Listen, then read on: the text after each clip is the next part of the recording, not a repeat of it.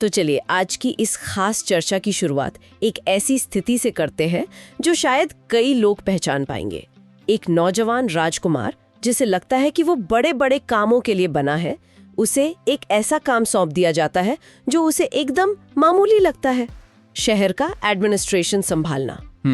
उसे अयोध्या का सेनापति बनना था, लेकिन बना दिया गया, कह सकते हैं, अयोध्या का म्युनिसिपल कमिश्नर। ये तो एक बहुत बड़ा झटका रहा होगा। बिल्कुल, और यही हमारी आज की चर्चा का शुरुआती बिंदु है। हम देख रहे हैं राम के जीवन का वो दौर जब वो एक राजकुमार से एक प्रशासक बन रहे थे। हाँ। हमारे पास स्रोत के तौर पर रामचंद्र श्रृंखला पर आधारित एक हिंदी ऑडियो बुक के कुछ अंश हैं जो दिखाते हैं कि कैसे इस मामूली से लगने वाले काम ने राम को एक महान और साथ ही एक बेहद विवादास्पद नेता की शक्ल दी। सही कहा। तो हमारा मकसद यही समझना है कि कैसे उनके शुरुआती सुधार, एक भयानक व्यक्तिगत त्रासदी और फिर सीता के साथ उनकी वैचारिक बहसों ने उस राम की नींव रखी जिन्हें दुनिया जानती है। और उन्होंने इसकी क्या कीमत चुकाई। हाँ, हम देखेंगे कि कैसे उनके बनाए कानून उन्हीं के लिए एक परीक्षा बन गए। तो फिर इस कहानी को परत दर परत खोलते हैं। जरूर। तो कहानी शुरू होती है राम की नियुक्ति से नगर व्यवस्था प्रमुख के तौर पर। जैसा आपने कहा, वो बिल्कुल खुश नहीं थे। बिल्कुल नहीं। उन्हें लगता था कि ये उनके कद का काम नहीं है। उन्होंने अपनी राखी बहन रोशनी से अपना शक भी जाहिर किया था। मुझे नहीं लगता कि मैं इसे संभाल पाऊंगा। वो आत्मविश्वास की कमी से जूझ रहे थे। हाँ, एक तरह से। और यहीं पर रोशनी, जो सिर्फ उनकी बहन नहीं बल्कि एक बहुत समझदार सलाहकार भी है, उन्हें एक ऐसी राजनीतिक सलाह देती हैं जो आज भी उतनी ही प्रासंगिक है ना। बिल्कुल। वो कहती हैं कि अयोध्या के कुलीन वर्ग और आम लोगों के बीच एक बहुत गहरी खाई है। और फिर वो एक कमाल की बात कहती हैं। वो कहती हैं, आम लोग आपको पसंद करेंगे क्योंकि कुलीन लोग आपको नहीं चाहते। ये एक तरह से मतलब पॉपुलिज्म की पहली पाठशाला थी। वाह। यानी सत्ता के केंद्र से जो लोग बाहर हैं, जो उपेक्षित महसूस करते हैं, उनका विश्वास जीतो। ये एक बहुत ही चतुर राजनीतिक रणनीति थी जिसने राम को एक दिशा दी। और राम ने इस सलाह को बहुत गंभीरता से लिया। उन्होंने पहला काम जो किया वो सिस्टम में एक बहुत बड़ी कमी को दूर करने वाला था। क्या थी वो कमी? उस समय अयोध्या में कानून का राज तो था, लेकिन कानून क्या था ये किसी को ठीक से पता ही नहीं था। मनुस्मृति, याज्ञवल्क्य स्मृति, ऐसी कई स्मृतियां थीं और सबके अपने अपने संस्करण थे। सोचकर देखिए कितनी अराजकता रही होगी। हाँ? एक ही अपराध के लिए एक न्यायाधीश अलग सजा दे रहा है, दूसरा अलग। अमीर और शक्तिशाली लोग अपने मतलब की स्मृति का हवाला देकर बच निकलते थे। इससे आम आदमी का मतलब न्याय व्यवस्था पर से भरोसा ही उठ गया था। बिल्कुल। अब यहाँ राम का समाधान देखिए, कितना सरल और कितना असरदार था। उन्होंने सारी स्मृतियों का अध्ययन करके एक सिंगल यूनिफाइड लॉ कोड बनवाया। और उसे लागू करने का तरीका तो और भी शानदार था। उन्होंने उस कानून को पत्थर की बड़ी बड़ी शिलाओं पर खुदवाया और शहर के हर मंदिर में लगवा दिया। हाँ, ताकि सब उसे पढ़ सकें, समझ सकें। और हर शिला के नीचे एक लाइन लिखवाई गई थी, कानून की जानकारी न होना कोई बहाना नहीं माना जाएगा। ये तो आज भी हमारे लीगल सिस्टम का एक सबसे बड़ा सिद्धांत है। Ignorance of the law is no excuse. सोचिए जरा। ये सोचना कमाल है कि उस वक्त ये कितना क्रांतिकारी कदम रहा होगा। मतलब अब कोई अमीर या शक्तिशाली व्यक्ति ये कहकर नहीं बच सकता था कि ओ, मुझे तो ये नियम पता ही नहीं था। कानून अब सबके लिए बराबर और सबके लिए सुलभ था। सही कहा। और राम ने सिर्फ कानून बनाया ही नहीं, वो उस कानून का चेहरा बन गए। उन्होंने खुद को एक मिसाल के तौर पर पेश किया।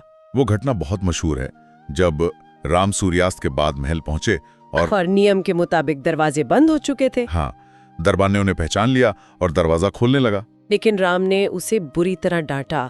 उन्होंने कहा कि नियम सबके लिए बराबर है, चाहे वो राजकुमार हो या आम नागरिक। और उन्होंने पूरी रात महल के बाहर फुटपाथ पर सोकर बिताई। सुबह जब लोगों ने देखा कि उनका राजकुमार दशरथ का बेटा सड़क पर सोया है क्योंकि उसने नियम नहीं तोड़ा, तो सोचिए लोगों पर इसका क्या असर हुआ होगा। इसका असर जबरदस्त हुआ। आम लोगों के लिए राम एक हीरो बन गए। उन्होंने राम को एक उपाधि दी, राम विधिदाता, यानी कानून देने वाला। उन्हें लगा कि पहली बार कोई ऐसा आया है जो सच में उनकी परवाह करता है, जो व्यवस्था को उनके लिए जवाबदेह बना रहा है। बिल्कुल।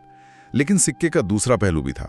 हमेशा होता है। जहां आम लोग उन्हें पूज रहे थे, वहीं अयोध्या का कुलीन वर्ग, वो अमीर लोग जिनकी मनमानी अब बंद हो गई थी, वो राम से उतनी ही नफरत करने लगे। उनकी नजर में राम एक तानाशाह थे।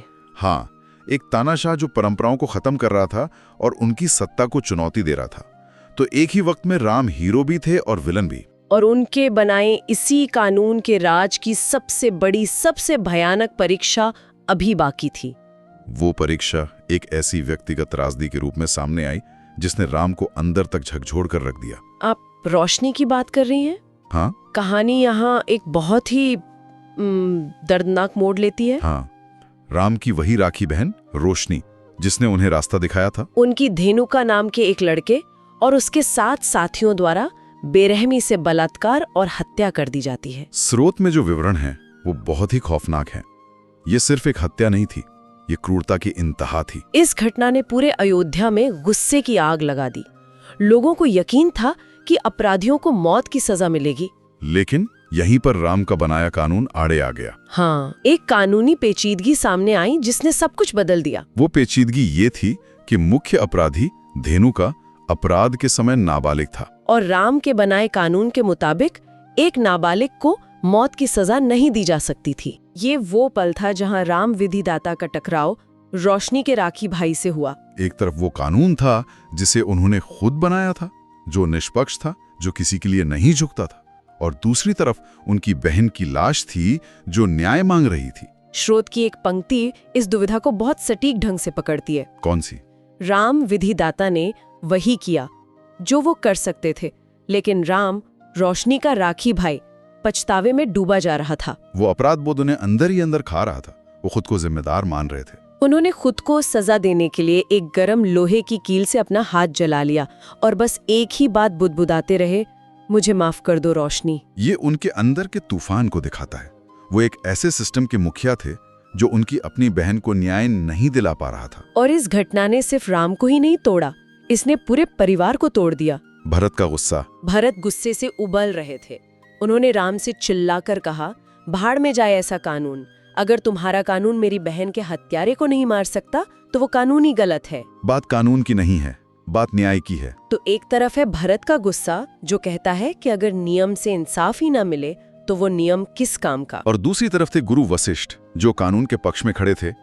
उन्होंने राम से कहा, तुम्हारा वचन, तुम्हारा बनाया कानून तुम्हारी भावनाओं से ऊपर है। ये तो किसी भी समाज के लिए सबसे बड़ा सवाल है ना? बिल्कुल, कि नियम ज्यादा जरूरी है या नतीजा। और यही इस कहानी का केंद्र है।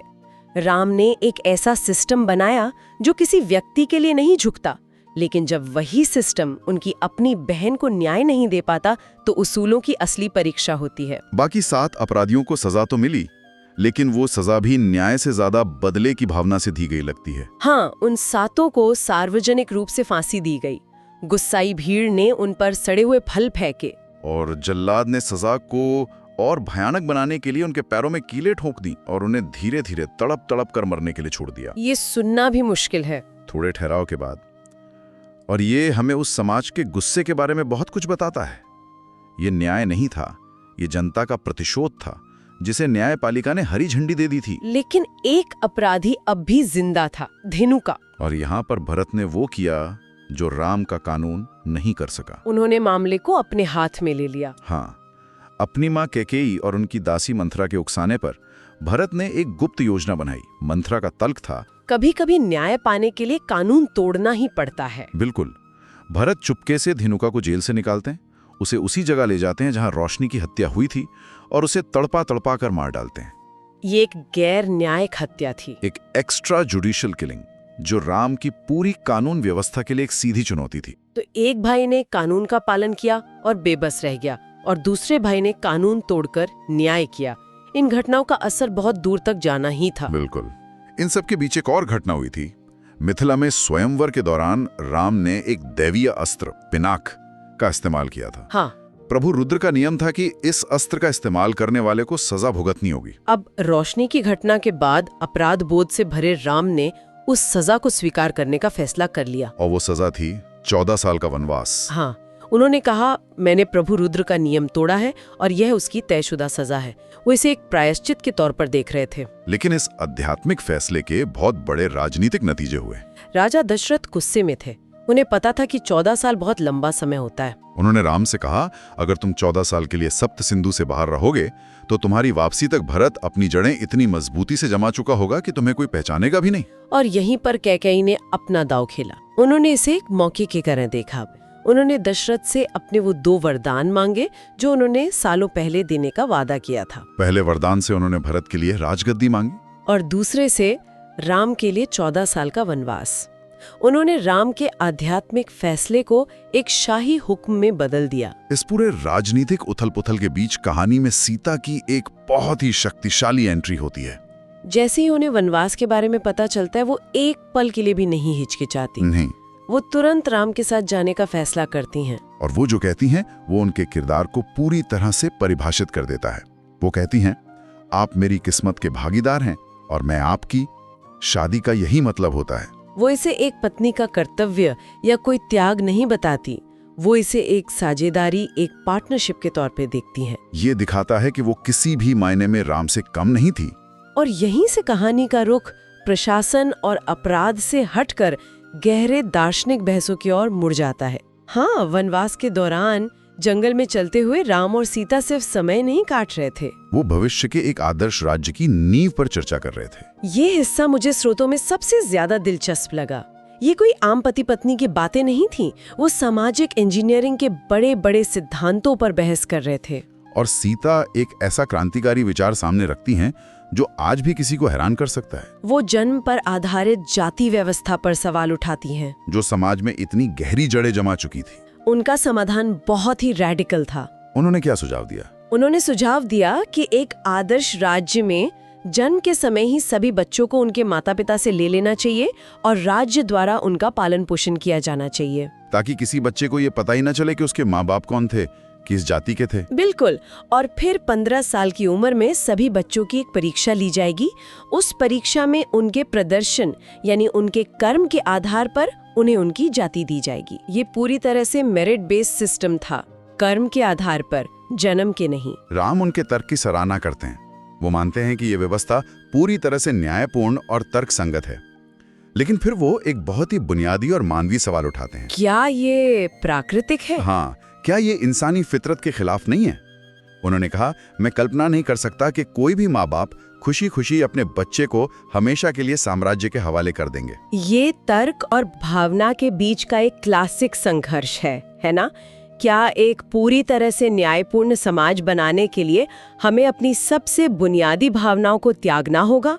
इस सवाल का कोई आसान जवाब नहीं है और उनकी बहसें सिर्फ यही तक सीमित नहीं थी। उन्होंने सोमरस पर भी बात की थी। हाँ, जो एक दिव्य पेय था और सिर्फ कुलीनों को मिलता था। सीता का तर्क था कि या तो ये सबको मिलना चाहिए या किसी को नहीं। संसाधनों का समान वितरण। बिल्कुल। उन्होंने अपने उस भविष्य के आदर्श राज्य का नाम भी सोच लिया था, मिलुहा। ये सब दिखाता है कि वे सिर्फ पति पत्नी नहीं बल्कि बौद्धिक साथी थे। वो एक बेहतर दुनिया का सपना देख रहे थे और उसके नक्शे पर काम कर रहे थे। ये पात्र सिर्फ पौराणिक कथाओं का हिस्सा नहीं लगते हैं ना, वे सामाजिक, राजनीतिक और नैतिक समस्याओं से वैसे ही जूझ रहे हैं जैसे हम आज जूझते हैं। राज्य की भूमिका क्या हो, व्यक्तिगत स्वतंत्रता और सामाजिक न्याय में संतुलन कैसे बने, ये सवाल आज भी उतने ही जिंदा हैं। बिल्कुल। तो अगर हम इस पूरी यात्रा को देखें तो ये एक शानदार परिवर्तन की कहानी है। राम एक अनिश्चित, शक्की राजकुमार से एक कठोर विधिदाता बनते हैं। फिर वो अपने ही बनाए कानून की सबसे बड़ी कीमत चुकाते हैं और अंत में वनवास के एकांत में सीता के साथ मिलकर एक राजनीतिक दार्शनिक के रूप में विकसित होते हैं। तो इन स्रोतों पर इस गहरी चर्चा के बाद एक सवाल मेरे मन में अटक गया है। हमने देखा कि रोशनी के मामले में न्याय के 2 बिल्कुल अलग रास्ते अपनाए गए। एक रास्ता राम का था, अटूट कानून का रास्ता, भले ही नतीजा अधूरा लगे। और दूसरा रास्ता भरत का था, गैर न्यायिक प्रतिशोध का रास्ता, जिसमें न्याय तुरंत और उसी रूप में दिया गया जिस रूप में अपराध हुआ था। हाँ। और शायद यही सवाल हमें अंतिम विचार के लिए मिलता है। एक समाज को चलाने के लिए क्या ज्यादा जरूरी है? एक ऐसा कानून जो कभी न टूटे, चाहे उससे किसी को अन्याय होता हुआ ही क्यों न दिखे, या फिर वो न्याय जो कभी कभी कानून तोड़कर ही हासिल किया जा सकता है? राम और भरत के रास्ते हमें दिखाते हैं कि सदियों बाद भी इस सवाल का कोई आसान जवाब मौजूद नहीं है। कृपया वीडियो को लाइक करें, कमेंट करें, शेयर करें और सब्सक्राइब करें।